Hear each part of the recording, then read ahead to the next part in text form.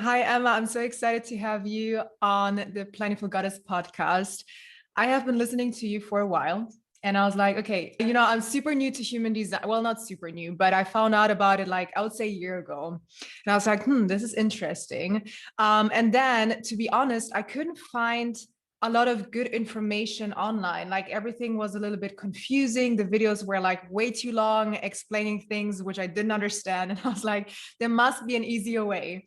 And then I was just thinking like, okay, I love podcasts. Why don't you just, search online? And then I found your podcast. I was like, oh my God, this is perfect. And I started listening to it, and it gave me so many more insights. And I'm so grateful I found your podcast because it had made my life a lot easier. I'm a manifesting generator. So I really wanted to understand, okay, what does that mean for me? Like, because of course it has completely opened my world.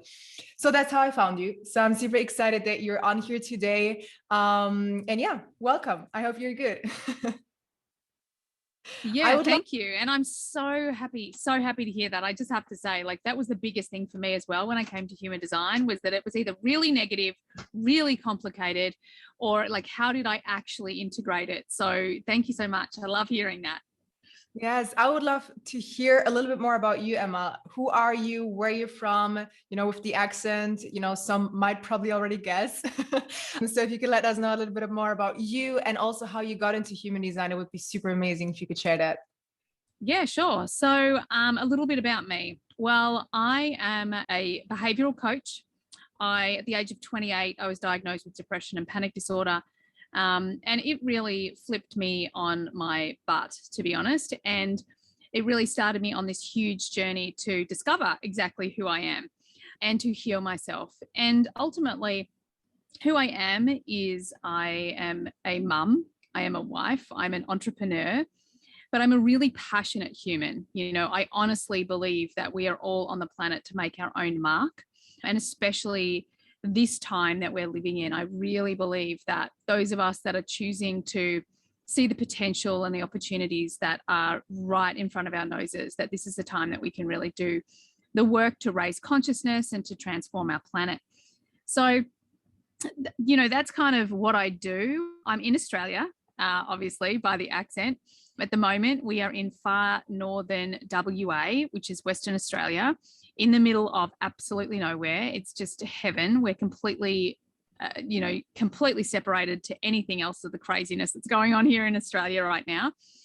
And I suppose the other thing for me is that once I finally, I've been studying human behavior and performance and healing and all of those things for nearly 2 decades. And about 4 or 5 years ago, human design came to me, and the universe was very clear that I wasn't to ignore it. So I went down that rabbit hole. And now today, I suppose I am an expert in human design, but one of my absolute superpowers is integration. So it's making the complicated simple so people can live their design and actually receive those tangible results that they've been chasing for years. So yeah, that's kind of a tiny bit of who I am.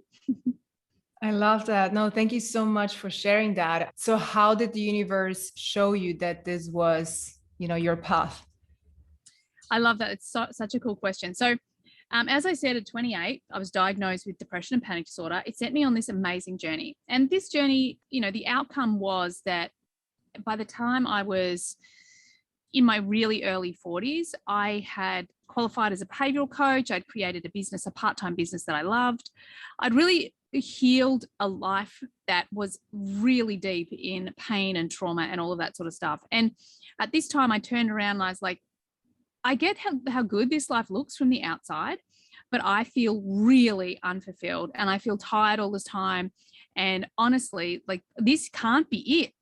And at that age, and for those of you that are listening, it was my Uranus opposition. So I didn't know that so much at the time until I started diving into it that year and really understanding that there was this internal revolution going on inside of me. And that sparked this, all right, I want to really know my purpose. And I'm a line 3. So that's like, I need an experience of this. So that year I headed off on to walk the Camino de Santiago, which is a pilgrimage that you probably know. Being in Europe, usually Europeans know what I'm talking about. And my intention was to really discover my purpose, to really know my purpose. And on the pilgrimage, I had so many questions answered, so many things healed, but I felt like there was just this one little thing, there was something that just hadn't quite dropped in for me. Anyway, I got back, and within the first 2 days that I was back, human design crossed my path 3 times. And so I have a thing about threes for a start. If I see things 3 times, that's like the universe telling me I need to pay attention. And actually, this was the 3rd time human design had come to me. I'd been presented with it, if you like, a couple of other times in the past. And I had done exactly what you'd done. I'd looked at the stuff out there, and it was so negative. Like, I'm a 3/5. I've got emotional authority, and it was just so negative. And I'm like, dude, I've spent decades healing all of this in my brain, in my mind. Like, I'm not going down a rabbit hole. That's nah. And because I'd made this promise with the universe, like, just show me and I will follow it, I was like, okay, human design is the thing. So I went down the rabbit hole. And the big piece for me was that I went all in and I did the experiment. Like, I learned what there was to learn about being an MG, and I experimented. I really had to discover those tangible results, because I'd been chasing, getting paid for what I love to do. I'd been chasing freedom. I'd been chasing purpose. I'd been chasing all of these big things that so many of us are chasing for so long. And if the universe said that this was it, well, I had to actually do it. I had to walk my talk. And from the moment I started my experiment, the serendipity, the miracles, the crazy things that happened were really, really insane. I mean, I took my business from a low 5-figure part-time business to a 6-figure business in under 12 months. I launched my first program at the beginning of COVID. So it was like, all right, universe, if you say so. So that was really my journey. And since then, I mean, my podcast is the story of how that happened is really serendipitous as well. And again, just following my design, and it stopped trying to do all the doing myself and allow the universe to guide me through my design. And yeah, it's a freaking game changer. I love it. That's why I'm so obsessed with it now. Yes. I love what you said as well, because I also work with clients that go through transformations and go through like low moments. And what you also said, like, these super low moments are there for a reason, because if you wouldn't have had this, it wouldn't have brought you to where you are right now and have made this into literally your passion and your career and everything that, people listen to this. They're like, I want that too. And they don't realize like that those type of low moments when we think there's no way out anymore are going to teach you like the biggest lessons ever. So I love that you mentioned that, because I'm super sure that it's going to like inspire a lot out there just listening to this and understanding like, okay, you're on the right path. Trust and listen to the universe. So exactly what happened to you. So I love that. Yeah. If you were to describe, if someone's listening to this, they're like, what the hell is she talking about? What is human design? How would you describe it? So, the way that I've described it, like, I've tried to describe it technically, I've tried to describe it from a place of, what the synthesis is, but really the best way I think I describe it these days is that it's ultimately a treasure map. It's a structure, an energetic structure that shows you the map to being more you. And when you're more you, calling in more miracles, living in alignment with purpose, healing your relationships, like all of those things that we hunt for from the mind, human design ultimately gives you an energetic blueprint or your treasure map to how specifically you're designed to interact with the universe, to interact with quantum and manifest into reality the human you came here to be. So yeah, it's pretty cool. Yes, I love that. So again, when I started looking into that, I was a little bit confused because I saw a page, they told me to put in my date of birth and where I was born. And then it gave me a type and they're like, how many types are there? There's 5. Like 5. So I was like, so I'm 1 out of 5. The human population split into 5 different people. I was a little bit confused. So if you could talk a little bit deeper into like how that is actually generated and why it works that way. I think that's super interesting to know. Yeah, I love that. And I think this is such a really important and profound question because, as you say, human design, the first level of human design is it puts us all into one of 5 types, what we call types. And ultimately, human design was channeled. It's something that was given to this human. His name is Ra Uru Hu. And he then had to convert it so he could teach it, if you like. And type wasn't actually in the revelations. It was a way that it made it easier to teach, for people to understand. And a big thing that I really just want to start off at is that there'll be so many people that listen to the type level information, especially from people who create these, if you're a manifestor, then you are ... these affirmations, or these metaphors, or these, if you're this type, then you are. Then a lot of people won't actually resonate with it, because, as you say, like, there are millions of people on this planet, and we're not one of 5 categories. It just doesn't work that way. But what human design does is it starts with type. And type really tells us how our aura effectively is experienced by the other, and how we dance with the universe. It talks about how, number one, what we call our strategy. So our strategy is our unique, if you like, communication with the universe. So if you're a manifestor, then you initiate and you inform. This is the type that is directly connected to source. Now, we're all connected to source, but this literally is the type that is on the planet to inspire action in the rest of us. And then we have the generator types. We've got the pure generator, and we've got a manifesting generator. The generator, in fact, both of them, they're here to do the work that lights them up. The generator types are on the planet to really bring into manifestation the inspiration, the new ideas, the new concepts, the ways of being. Like, the generator types are really powerful doers and creators, and a large part of their purpose is to do what they love. This is how they know they're on the right path, because they feel lit up. And our generator types, they're designed to respond. Their strategy is to respond. And responding is all about something external of you. And we live in this society, and we're taught that we have to, like, take action. We have to, take massive action, go out there and make it happen. And the thing and the beauty of the generator type is that when we learn to respond, when we learn to allow those things to come to us, we have the deepest knowing within us, a sacral, that in any moment knows what is a thumbs up, what is a thumbs down, like what's a and what's a for us in any moment. So we don't have to work as hard to bring these things into manifestation. Now, the manifesting generator, that is a hybrid of the manifestor and the generator. And depending on your configuration, you might be a little bit more manifestor or resonate a little bit more with the manifestor. But ultimately, these are the people that are here to be superhuman. They're non-linear beings. They're the ones that will be multi-passionate. They're the ones that might start something and not necessarily finish it. But they're really here to prove what is possible for human beings. And they're going to find better ways. They make a lot of mistakes. They take a lot of shortcuts. They learn fast and get out quickly. So they don't really fit in. They can feel really odd. But ultimately, they're finding better ways for humankind. So they're powerful beings. I mean, they all are. And then we have projectors.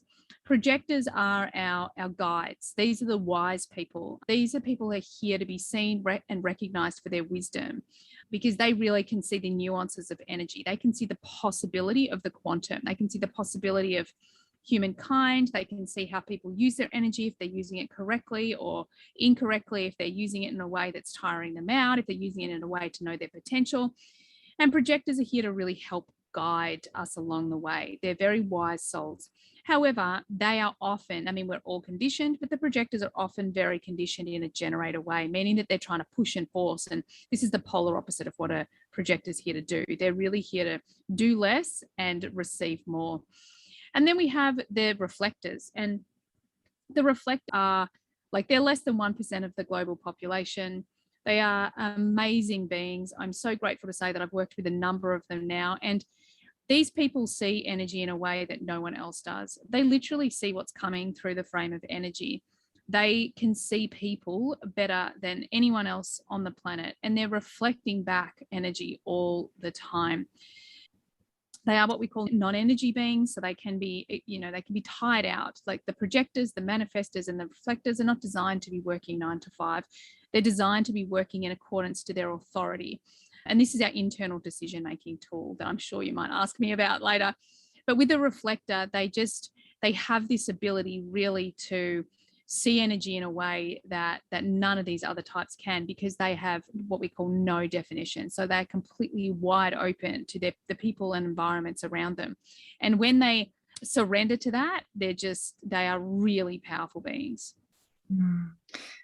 It's so funny because while you say all of that, I literally see like my friends and family, like in all of those, types. And one of my friends, also a mentor of mine, she's a projector, and everything that you just said is like literally one-on-one her. It's crazy. So I really love to see that. I'm a manifesting generator, as I already mentioned. I think you said you're two, right? Mm-hmm. So I know from me, like also what you said with not constantly pushing and working. And I feel like manifesting generators are prone to like overwork themselves. And I'm literally that type of person that I don't know where my boundaries are at, because I feel like I constantly want and need to do more. And then I hit like a wall and I'm like so exhausted. I'm like, why is this? If I feel like I'm stuck in a loop of like taking a step back and then pushing again, taking a step back. And how do you, what you said, how do you create that balance of like receiving more? Because that's at the end of the day what manifestation does, is like actually leaning back and trusting and receiving. So how can you create that balance of not constantly thinking like you have to do and do and do? Yeah. This is such a great question. And it's a big question for everybody. And the simple answer is learning to listen to and trust your authority. So what authority is that all of us have our own unique guidance system inside of us, our own authority. And what that authority does is it's going to give us guidance, because human design is all about moving from the mind into the body. And what it says is that the mind is what we call an outer authority. It's for someone else. So if we're making decisions with the mind, then we're out of alignment. We're not in alignment with ourselves. Now, there are a lot of reasons that we get into this like burnout loop. And especially as a generator type or a manifesting generator, you have to be really careful, because although you know how much potential you have to get stuff done, other people also see that potential in you. So what a generator type, and especially a manifesting generator, because they do tend to be a little bit superhuman, is they've learned that, well, I'm capable, I can do it. So they end up saying yes to the things that are meant to be no's. And with generators, and if you're a pure MG, that means you don't have emotional authority. Your sacral will be telling you in every moment, yes, this is correct for me. No, that's not correct for me. So one of the big things as any type is really learning to listen to that authority and listening to what the feedback is saying within your body, within your energy. For me, I'm an emotional authority, meaning that I have to slow down, and I have the fastest, most powerful channel in the whole design in me. And then I have this emotional authority that says, but you have to slow down. So this is the thing that when we understand our design at a deeper level, the deeper we go, the more it's kind of like the cogs make sense. You can see how everything works together. And often, I have a very paradoxical chart, fast and slow.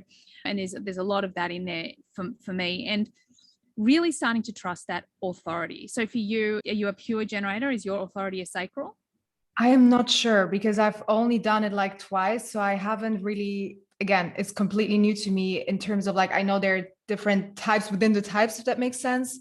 So I'm not sure about that yet. That's why I'm here, because I didn't quite get that. It's all good. It's all good. So ultimately, when you listen to your sacral, it's going to be saying no. If someone says, can you do this for me? Your sacral is going to be going, and you're literally going to be making a sound of and you'll notice even now, as I'm speaking, you're nodding. So this is your sacral actually telling me, yes, that's correct for me. Do you notice that?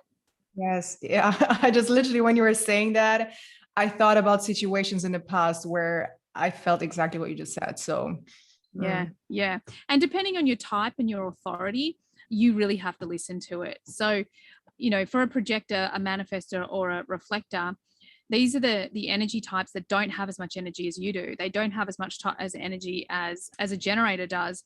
So they have to be super aware of it. I suppose that the biggest challenge for a generator and a manifesting generator is that they can do this thing called functional burnout, which means that you can still get up every day and you can still do the work every day and you can still do all the things. Whereas the non-energy types, like the the manifestor, projector, and reflector.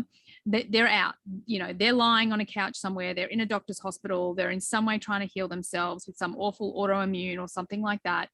Whereas the generator types, they're almost oblivious because they just keep going and going and going, and they completely lose the lust for life. And they do the damage on their body that way because they don't have the complete reduction of energy that the other types can have. Paying attention to our authority is really the most powerful thing to be doing. And then creating boundaries, like really starting to articulate, no, that's not correct for me. Like learning to say no is a huge leap in the right direction of keeping yourself at a place where you have the energy. Because ultimately, when we have a clear yes, dependent on our authority, whatever that is, and the generator type is going to be a yes or a no, but if you're emotional, there's going to be a bit more detail. If you're splenic, there's going to be more detail again.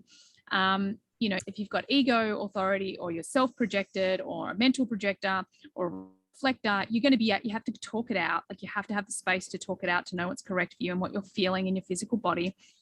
And when you start listening to those things, it's going to become clear that, oh my goodness, when I say yes to things that should be no's, I physically don't have the energy for it, because you don't. It's like your body's going, well, I can't give you access to that energy because this isn't in alignment for us. So that's how we do it. We start practicing, we do the experiment, and we really learn to say no and create boundaries where they weren't there before. Yeah.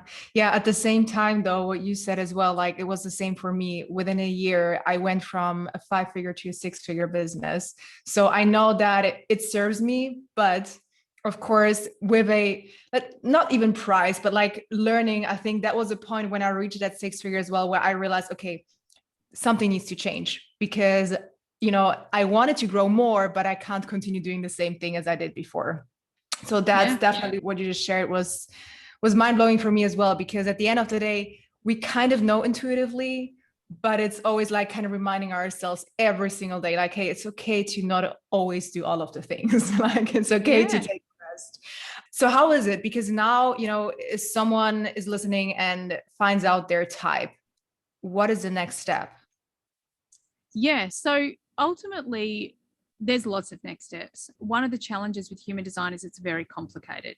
And there is a huge variation in how people either do readings or I call them an unpack. So because I'm also a master coach, I do a lot of coaching with it as well, because within our human design, we can also see our shadow. We can see some really specific behaviors that we'll be demonstrating in our shadow.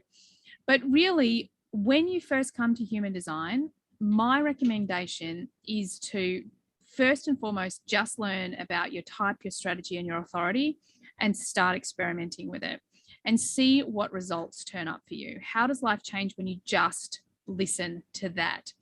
And then go and get a reading, get an unpack done. But someone who's good. I mean, I do them. I'm not doing them for the rest of this year, but I do them most of the time. I have a team that do them, because you want to have someone who's not going to tell you who you are according to your design. You want someone who's going to lead you to understand your design so you can run the experiment. And you even said it at the beginning of the podcast, so you can discover what's true for you. This is my mantra. I believe that we are all our own guru, and human design can be a dogma just like Christianity. And I see it every day out there, and it's not meant to be that. It's an experiment. It's something that's going to give you the structure. It's going to give you how you can learn to love and accept yourself, trust your own wisdom, and become your own guru. So once you get a really good quality reading, then again, you just want to experiment. You want to be experimenting with your profile. You want to be experimenting with your energy centers, where you have definition and where you're undefined. So many people want to go deep straight away into all their gates. They want to understand their incarnation cross. They want to go deep into the gene keys, like all of these other things. However, and I see this all the time because I see the world through the frame of a behavioral coach, is that all that does is create a whole ton of thinking, a bunch of overwhelm, and you'll end up walking away from it. And this is the piece that you'll lose the magic. You'll miss the magic, because the complication of human design is just, it overwhelms your brain. So my advice is one step at a time. Type, strategy, authority, get a really good quality reading or unpack, play around with your profile, play around with your energy centers. Then you can start to go deeper into the gates, into the incarnation cross, and start to understand the nuances. But this is who you are. At the end of the day, this is how your energy works. And if you are simply just listening to your strategy and authority, then you're going to get there. If you have an active role, if you start experimenting consciously, then you're going to get there faster. You're going to decondition. You're going to let go of the fear. You're going to let go of who you think you should be. You're going to stop trying to change the things that are actually your superpowers, because I see this all the time. Like, people are so trying to change something about themselves, and it's like year upon year upon year, and it still won't change.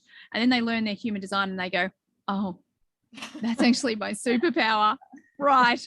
And, you know, like, these decades of conditioning can just drop away and allow them to be more themselves. So yeah, my advice, and get onto my podcast, because then you can literally follow along, run the experiment, get some tangible results, so your brain sees that this is good and doesn't throw fear in your way. And yeah, go deeper, but slowly.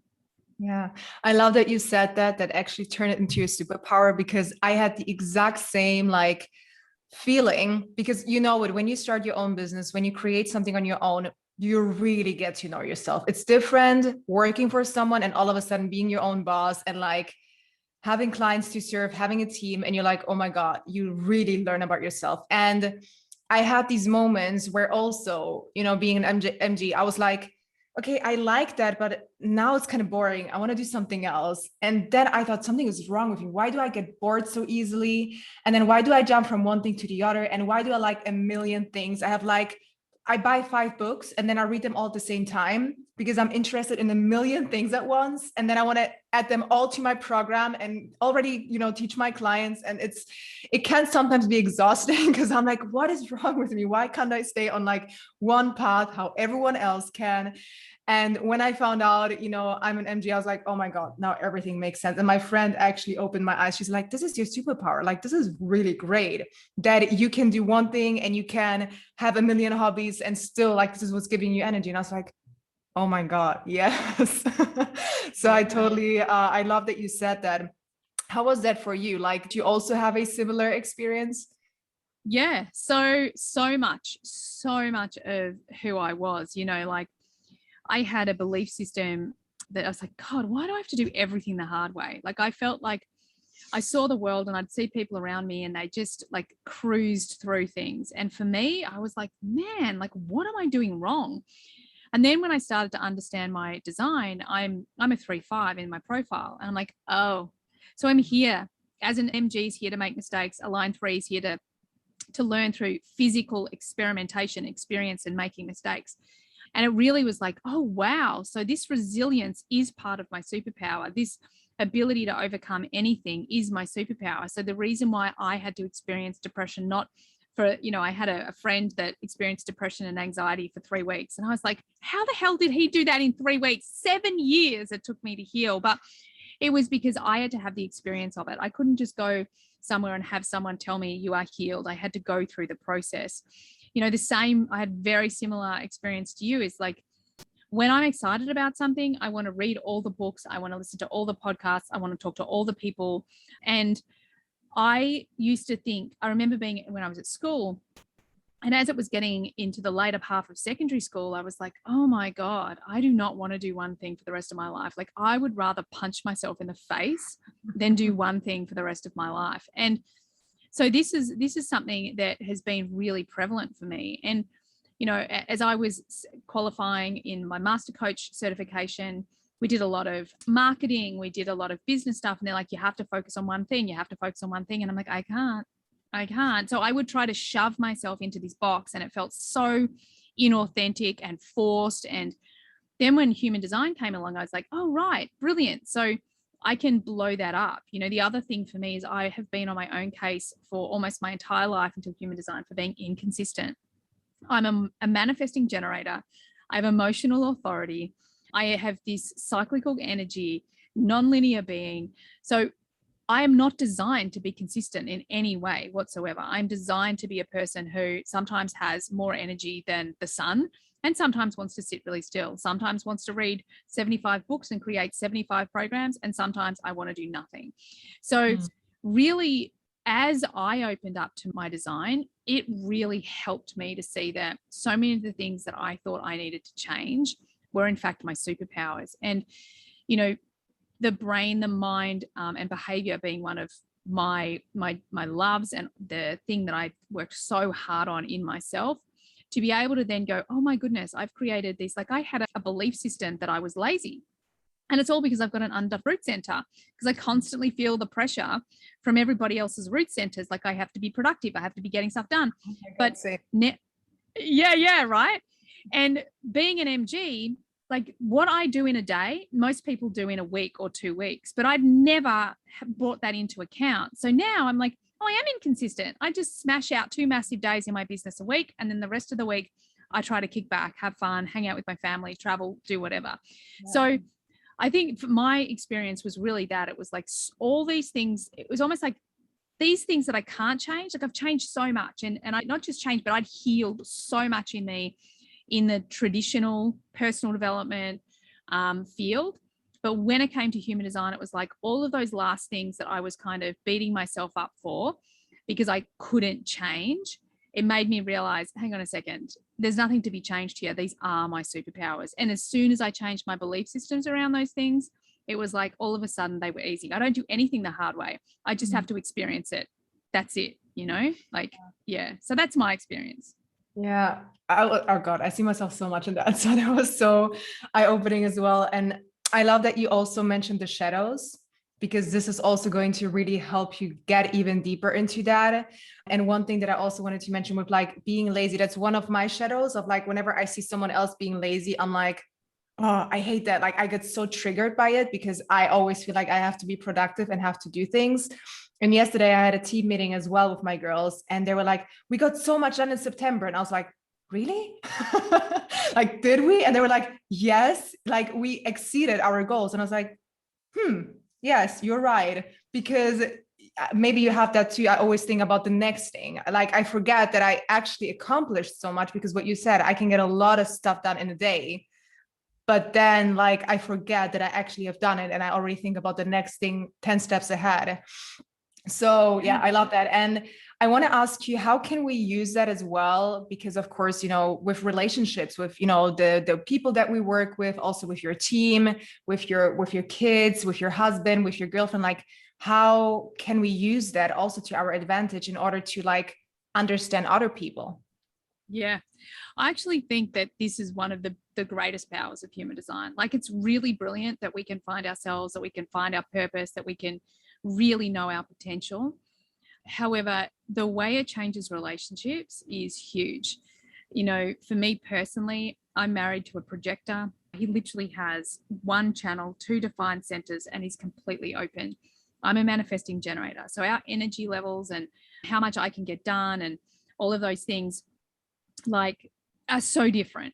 So just to honor, like, and it would be simple things that used to like really irritate me. Like if we were driving and he'd be like, oh, I can't drive. You drive, I'm tired. I'd be like, dude, I can drive for 10 hours straight. Just freaking drive.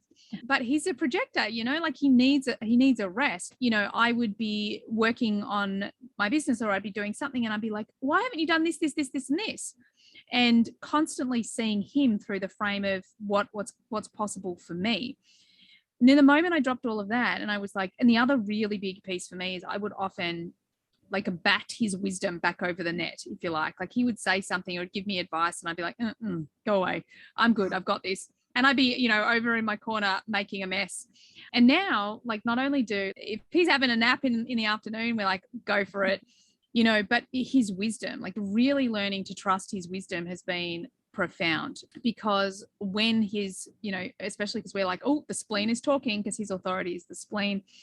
But when we really listen to him on the important stuff that comes through for him, it's a game changer. You know, it is that ability to move from A to B in split timing. Like I can use my energy in a much more efficient way. You know, I always say to everyone, like we all need each type in our life, you know, like, you know, my husband, he acts a lot like a manifesting generator because there's 3 of us. My 2 sons are manifesting generators as well. And he bounces off a lot of our energy. Like he's the most productive projector I know, but he also sleeps a lot during the day. And he also does a lot of his thing. Like one of the big changes in our life was when he went from being the main breadwinner in a big corporate career to me being the main breadwinner in my business. Like, I'm designed to do this. This is what I want to do. Whereas he has so much more energy for life now that that's not on him, because his energy is not designed to work 9 to 5. It's not designed to be that way. And ultimately, the first thing I always see with all of my clients is that they see their partners, their kids, their parents, their siblings for the first time. They see the truth of who they are, and they stop judging them and projecting their own crap onto them, because that's what we do. We see the world as we are, not as it is. And when we can see the design of those that we love, or those that we work with, or those that we're around, then all of a sudden a whole lot of judgment falls away, and we stop trying to make them be like us, because we know that they're not like us. They're very different. And, it's definitely been hugely powerful in parenting. I have, as I say, I have 2 pure manifesting generator sons. So they're hugely energetic. They're hugely independent. They take up a lot of space energetically, and really teaching them to trust their gut and to trust their internal guidance system is a way that really supports them in their type, the way they're designed to be. And I suppose, just to answer the last part, when it comes to business, I have a very good friend that you might know, or you might have seen on my Insta, Jess Babaco. Now, she is a manifester. She's an awesome human. And we often have this conversation. She's like, God, it's so annoying, because it's like you get the best bits of being a manifester, but then you also get all the energy to get shit done, to get things done. No. And this is the beauty of, being conscious about the teams that we build. Jess, being a manifester, she has a team full of MGs. I have a team full of MGs. I have people that, even to the point where once you understand human design at a deeper level, I really made sure that the girls that are on my team, they had very specific traits that support my design, so that we could work really well together.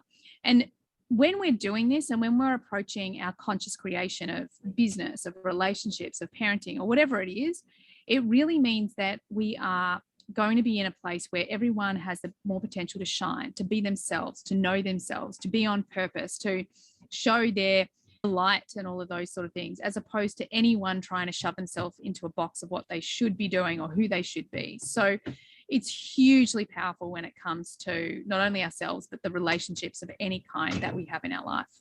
Mm-hmm. So now I'm going to take it a step further, because people are going to say, oh, but I know my star sign and I know who I am. What's the difference between that? It can be quite confusing. They're like, but I know my rising sun and I know my moon sign and all of that. So what's the difference between human design and that? Okay, great question. So Western astrology is part of human design because it's a synthesis of 4 ancient wisdoms and then modern science. So astrology does play a significant role. Now, the one thing I'll talk to is that I'm a Piscean, right? And I, other than being like dreamy and a total daydreamer, can get lost in my imagination, especially as a kid, being really, in fact, that was it. Like, that was the only resonance I had. I was like, all this other stuff, it doesn't resonate with me. And one of the things I'm really conscious of is that when we attach ourselves to the identity of being a Piscean or being a manifester, we're actually, from a behavioral point of view, all we're doing is we're attaching that to our identity. Our unconscious mind literally creates our reality from our identity. And then we're actually missing the truth and the magic. So how it is specifically different is, if you come to human design properly, not only is it highly specific, so it tells you exactly how to make decisions that are correct for you. It shows you exactly the themes that you are going to be playing out over and over and over in your profile. It's going to show you very specifically the work that your aura came here to do. So not your mind, your energy. And you don't have to do anything for that, but you're going to see these patterns showing up in your life. And the difference for me, I mean, I've tried and tried and tried to get into astrology. I've studied it, I've done, and I'm just like, that's just a long bow. Like, you're just pulling stuff from here and from there.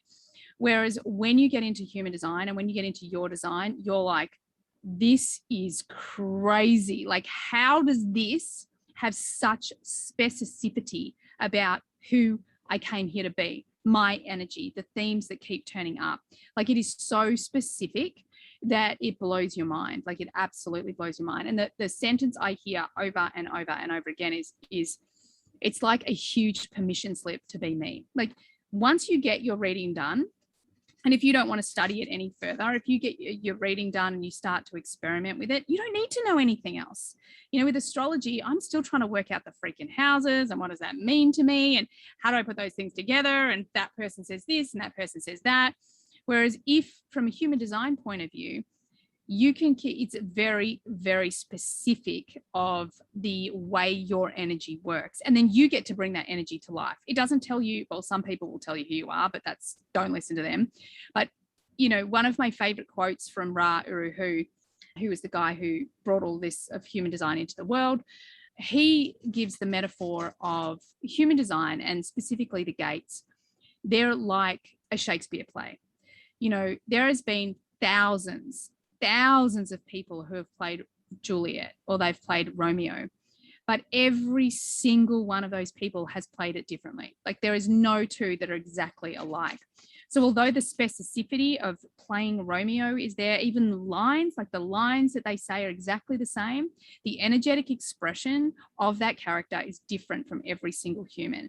And that is what human design is like. It's like specific, but then completely different all at the same time. I love that. No, thank you so much for clarifying that. So do you read your daily horoscope or no? I don't. I used to when I was younger, and, you can look at the transits in human design as well. And I actually do a podcast on transits and with one of the girls that works with me. It fascinates me, but I actually am more interested in, we look back at the month after we've done, like, we'll do looking ahead in October, let's say, but it's when we get to the end and we look back at all the energies that have moved in and out of our charts and how they've influenced. To me, that's so much more powerful because it keeps me in the driver's seat. It keeps me in this place where, wow, that's how I express that energy. So when the sun is in my gate 49, this is how I experience it, as opposed to someone telling me on day 3 of the month, you're going to experience this and you're going to do that and you're going to do this and you're going to do that. Because as a behavioralist, I'm like, nuh-uh, because that's just telling me you're creating conditioning. That's what you're doing. You're just telling me what's going to happen, as opposed to empowering me in a way that says, how do I express that? How do I feel that? What does that mean to me? Exactly. Yeah. I have so many questions that I still want to ask. They're like all over my mind. I wonder, because, I work with clients from all around the world. I think just, saying it out loud, and I would like to know what you think about that. I kind of already know your answer to that, but I think it's probably, if I were to add human design to the way I work with my clients, and knowing when they join the program, knowing what the human design is, I think the coaching that I'm doing could be like, it could go to a complete different level, I guess, because when I really know that person, I could also probably specifically coach that person in, like, I feel like I have a really good understanding of the different types of people that I work with, but that's going to, I guess, take it to another level. Do you agree with that? 100%, because you have their blueprint. So when you're listening, and this happened to me just today. So I was working with a client. She's a 2-4 profile. She's telling me this story about how she wants to be separate from the group. She wants to distance herself. She doesn't like being told what to do. And this is a line 4 telling me that she doesn't want to be within her community. Like, the line 4 is about being within the community.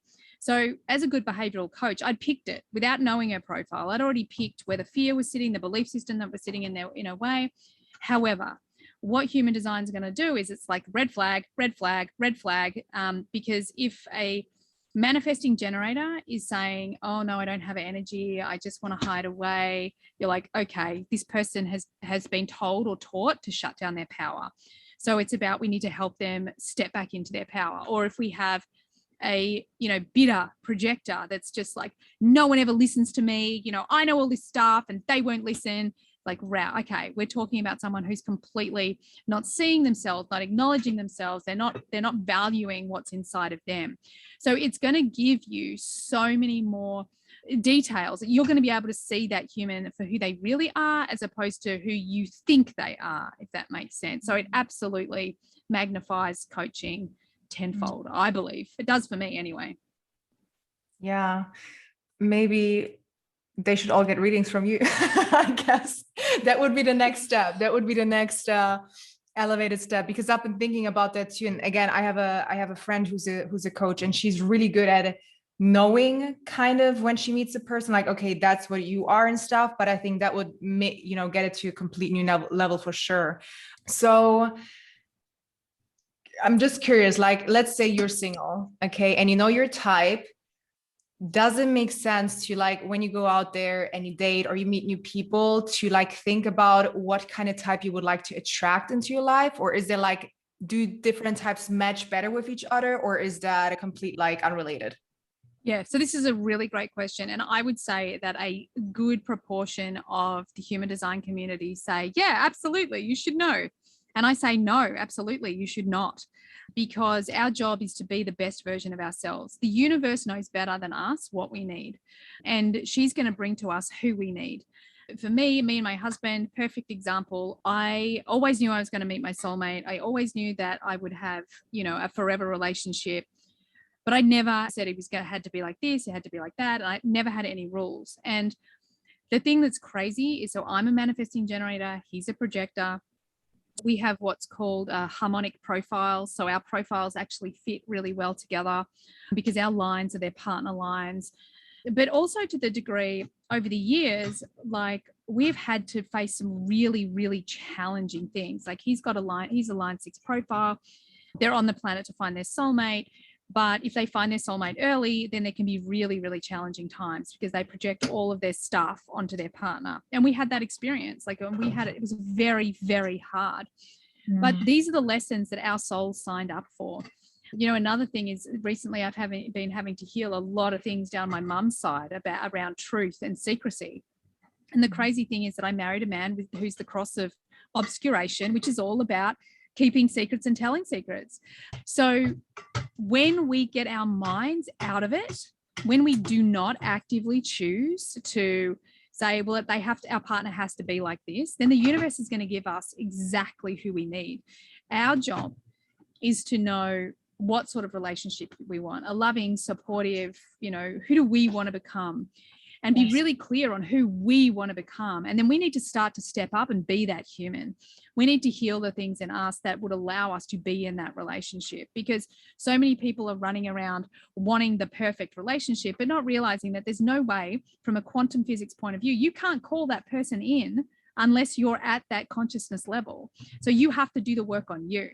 So with human design, what it gives us is like, cool, well, as long as I'm listening to my strategy, my authority, as long as I'm deconditioning through that process, as long as I'm looking at my fears, as long as I'm looking at my shadow, as long as I'm doing the work on me, and then always holding this future vision of who I want to become, then the universe can take care of the rest. I do not agree with, trying to, if you like, manipulate the outcome, because the universe will bring you the perfect person if you just focus on you, stay in your lane, be the best you can be, and know who you want to be in relationship. And that will come to you. Yeah, that's beautifully said. Because I also have to, again, think about signs and astrology. And it's like, oh, these two are the perfect match.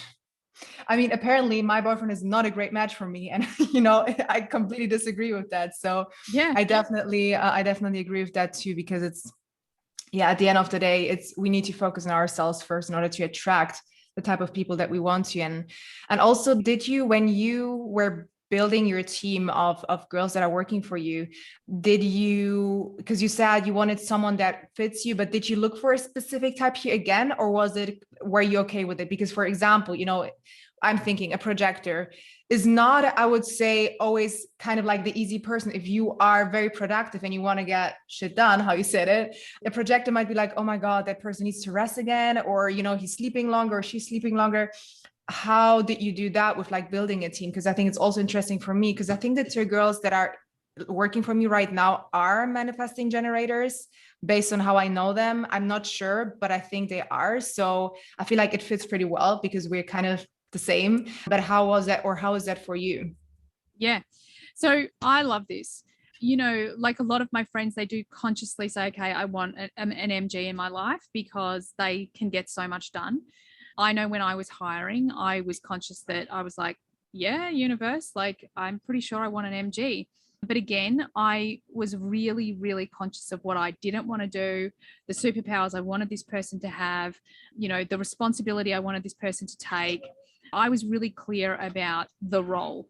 And then I kind of let the universe do the work. And this happens for me all the time. And I had so many applications, so many people reaching out. And then a private client of mine who's a manifester says, oh my God, I know your VA. Here's your VA.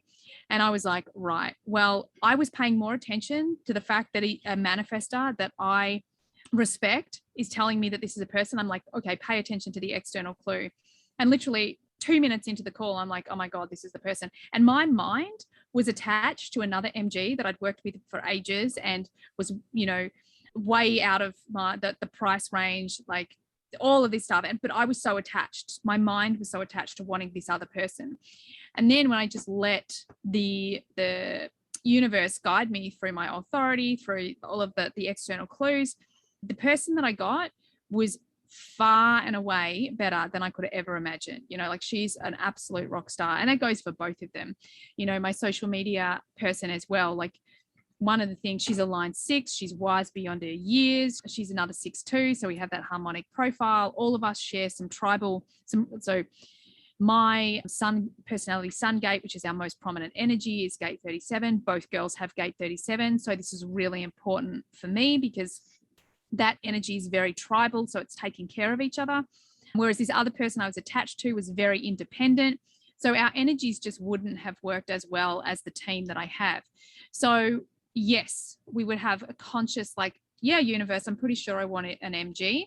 But again, if we're really clear of the role and how specifically we want to be supported, then the universe will bring the right person to us as long as we pay attention to those external clues. And trust. I think that's big. Something that I think we all have to learn of, like trusting that the universe is going to give us what it is that we need. And if it gives us something that doesn't align, you also learn from it because you now know it doesn't align with you. So a lot of times, go ahead. Or that one big thing that I say all the time, and people are like, oh my God, I didn't get what I want. Or, people question what comes into their life. That's not what I want. That's not right for me. And they're making mental decisions. And I just had this conversation with another client who's like properly going to the next level. She's got this really beautiful, clean, clear intention. She knows who she wants to be, where she's going. And she's having this massive crisis because something has turned up in her life that she totally didn't expect. And she's like, oh my God, I don't want to go. I don't know if I want to go that way. It feels really uncomfortable. And it feels uncomfortable because it's all of her fears coming up saying, well, to be the person you want to become, you have to heal this fear. So often, this is what our human design will do is like, oh God, this feels uncomfortable. I don't want to do it. But my sacral says I'm going. So I'm going. Oh my God, I'm going to shut my eyes. I'm going to do it because we have to move through those fears. Because if we don't let go of those fears, we can't become the person we came here to be. So it's a huge part. Like the universe is always giving us what we need. Always, always, always. It's just that our ego doesn't like it half the time. Yeah. And also, I think what's important to understand is that oftentimes I feel like we as humans, we always try to reach this end goal of like completion, but that's not it. It's like the actual journey that is like super like transformative, but also enjoyable, right? And what's going to actually teach us more, because what you said as well, like you're still today even learning more and applying more. And it's always going to be this journey that we are on and not this end desire or end goal, because that's never going to be possible. Like, I don't know a single person that like ever reached their end goal. Even like the most successful people still continue working on themselves and learning and healing more. So exactly. I'm sure you agree with that. Exactly. And that's it, like when you reach one goal, there's always another one around the corner. So yeah, it's definitely about being on the journey rather than, constantly chasing or hunting things down. Amazing. So last question, how can people work with you? How can people find you? What can people learn from you? Wow. Well, what can people learn from me? I think the biggest thing that people can learn from me is, as I say, I'm a 3/5. So I'm on the planet to show people and teach people. My cross is in the quarter of the mind. So I'm here to be a teacher. I'm a line 5. I'm here to be a leader. I'm here to be a healer. And I'm always going to be that person that people look at me and go, wow, you've walked in my shoes. You know how I feel.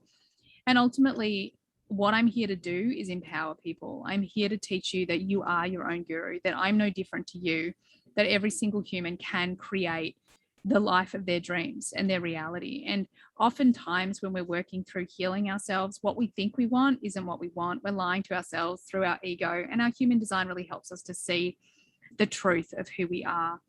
And that's, I think, the thing that is the greatest gift that I've received from human design, that I can begin to really step into who I came here to be and trust. You know, a big part of the trust for me is to learn that I can do a whole lot less than I've been taught to do, and receive the results that I want to receive. So that's kind of, you know, how I help people. I also really help people demystify human design so they can really live the experiment, so they can integrate it, so they can get the tangible results. Because way too many people know their design, but they never embody it. They never bring it down into their body, and they get confused. So they put it down and they miss a great opportunity. So I'm really good at simplifying it and getting people to integrate and get those results.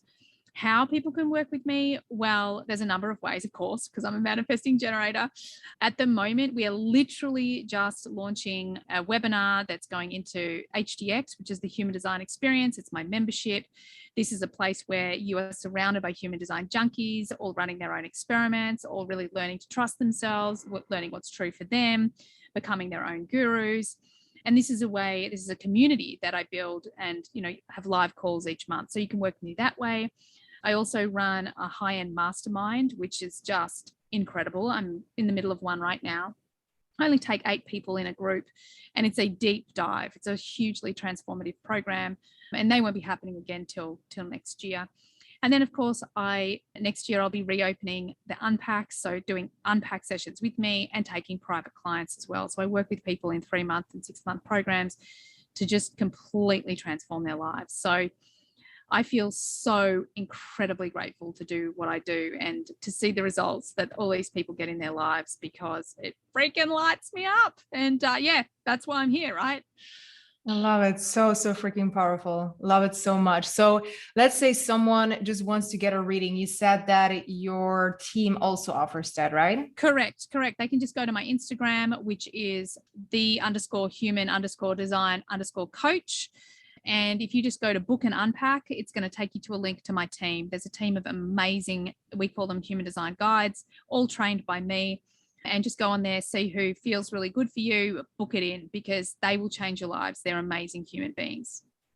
I'm going to do that. I'm going to get a reading for sure. Do it. Super excited and super curious to know that. And thank you so much. I loved having you on. I have a million questions still on my mind. So might have been a second time that we need to get you on, because we need more. But I really appreciate you taking your time. I know it's evening for you as well now in Australia. So I really appreciate sharing all of your amazing wisdom and knowledge with my community. And everything's going to be linked in the show notes as well. So everyone is listening, can get to your Instagram, can get to the amazing programs and offerings that you have. So good luck with all of that. That mastermind sounds amazing as well, though. So I'm going to look into that too, because I'm curious. And any last words that you would like to share? I think one of the quotes I have on my website is from Joseph Campbell, and Joseph Campbell is the man who really created, or at least identified, the hero's journey.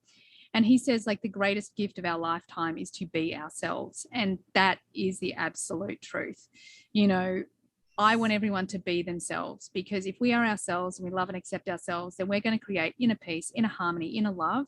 And we experience life as we are, not as it is. So if we've got it in here, we're creating it out there, and we're doing our part to raise consciousness. So thank you so much for having me. I've loved every second of it. I'm so glad that you discovered the podcast, and maybe everyone else can discover the podcast. I really have enjoyed this. Thank you so much.